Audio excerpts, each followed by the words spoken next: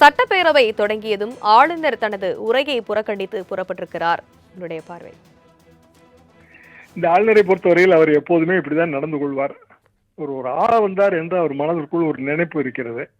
2022 இவர் கலந்து கொண்ட முதல் சட்டமன்ற கூட்டத்தொடர், தமிழ்நாடு சட்டமன்ற கூட்டத்தொடர். அப்போது இதே மரபுதான் கடைபிடிக்கப்பட்டது. இதே மாதிரி தான் தமிழ்தாய் வாழ்த்து இசைக்கப்பட்டது. அப்போது இவர் எந்த ஆட்சேபனையும் தெரிவிக்கவில்லை. அரசின் உரை தான் இது, ஆளுநர் உரை கிடையாது. சம்பிரதாயத்துக்கு நமது சாசனப்படி ஆளுநர் உரை என்று அழைக்கப்படுகிறது, அவ்வளவுதான். அரசு தயாரிக்கும். அதற்கு பிறகு அரசுக்கும் ஆளுநருக்கு இடையே கடித போக்குவரத்து, கருத்து போக்குவரத்து எல்லாம் இருக்கும். ஆனா இறுதி செய்யப்பட்டு அது அச்சு வடிவம் பெற்ற பிறகு அதுல மாற்ற முடியாது.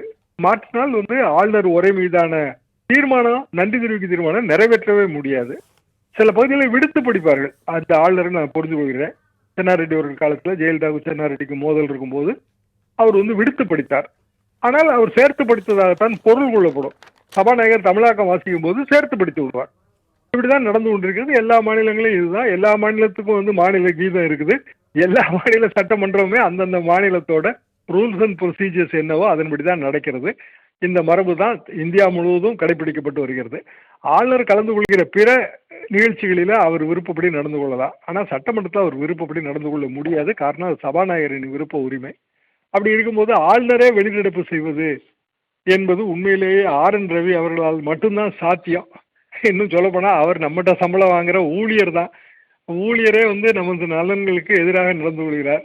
இவருக்கு சம்பளத்தை நிறுத்த வேண்டும் என்பதுதான் எங்களை போன்றவர்களின் கருத்து. 13 குற்றச்சாட்டுகளை ஆளுநர் மாளிகை தரப்பிலிருந்து தெரிவிக்கப்பட்டிருக்கிறது.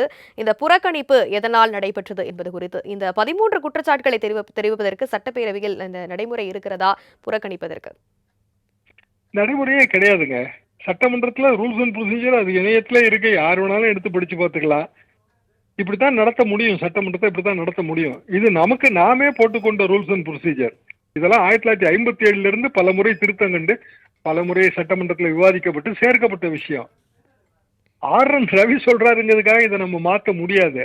அது போக ஆளுநர் உரை என்பது அரசின் உரை, அவ்வளவுதான். ரொம்ப சிம்பிள் தான். அது அவர் தான் வாசிக்கணும். அது நமது அரசியல் சாசனத்துல இருக்கு. அதனாலதான் முதலமைச்சர் அதையே மாற்றணும்னு சொல்றது காரணம் அதுதான். ஏனென்றால் ஆளுநர் நமது முகமாக செயல்பட வேண்டியவர், பாலமாக செயல்பட வேண்டியவர். அவருக்கு நம்ம தான் செலவு பண்றோம். ஆனா அவர் பாலமாக செயல்படுவது இல்லை என்பதுதான் ஒரு வருத்தத்துக்குரிய விஷயமா இருக்கு. இவர் ரொம்ப அரசியல் பார்க்கிறாருங்க. மோதல் இருக்குங்க, தலைவர்களுக்கு இடையில ஈகோ மோதல் இருப்பதை பார்த்திருக்கிறேன். ஆனா இவர் ரொம்ப அநியாயத்துக்கு செயல்படுறாரு. பொது வழிகளில் ரொம்ப அரசை விமர்சனம் பண்றாரு. நமது மரபுகளை விமர்சனம் செய்யறாரு. அறநிலையத்துறை விமர்சனம் பண்ணியிருக்காரு. இப்போ 2 நாளைக்கு முன்னாடி அறநிலையத்துறை ஆக்ட் 1920 இருந்து இருக்கிற ஆக்ட். அதை இவர் விமர்சனம் பண்றாரு. இவர் சட்டமேத மாதிரி சுப்ரீம் கோர்ட் தான் விமர்சனம் பண்ண முடியும் சொல்ல போனா. இப்படி இந்த ஆளுநர் அதிகாரத்திற்கு அப்பாற்பட்டு செயல்படுகிறார். இவரே நிறைய பரிசுகளை இவரே இன்ஸ்டியூட் பண்றாரு. அதுக்கெல்லாம் என்ன சாங்ஷன் இருக்குன்னே தெரியாது. அந்த செலவெல்லாம் நம்ம தான் செய்யறோம். இப்படி தான் தோன்றித்தனமாக நடந்து கொள்கிறார் ஆளுநர். இவருக்கு பதவி நீடிப்பதற்கான அனுமதியே இப்ப இல்லை. எப்படிதான் பதவியில நீடிக்கிறாருன்னு தெரியல. அவர் மேல கேஸ் போட முடியல. அதனால அவர் நீடித்து கொண்டே இருக்கிறார். இவரோட பதவி காலம் காலாவதியாகி 1 வருஷத்துக்கு மேல ஆக போகுது. எந்த ஒரு நிர்வாகத்திலையும் எந்த அப்பாயின்மெண்ட் ஆர்டரும் இல்லாம ஒருவர் சம்பளம் வாங்குறாருன்னா அது நமது ஆளுநர் ரவி தான். ரைட். இணைப்பில் உங்களுடைய கருத்துக்களை பகிர்ந்தமைக்கு நன்றி திரு தராசஷ்யா.